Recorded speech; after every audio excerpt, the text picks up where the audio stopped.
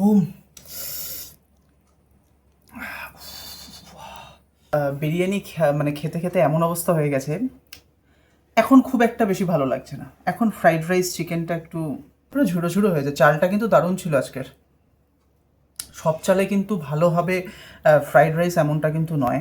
গ্রেভিটা দেখুন, মায়ের হাতের আমার special। মায়ের হাতের স্পেশাল।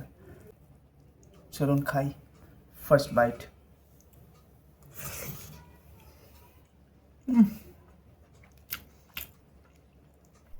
স্পিচলেস, চিকেন নেই,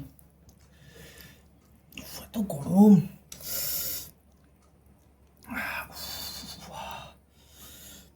চিকেন একটু আলু এর মধ্যে দিই, হেভেন বাইট, হেভেন বাইট।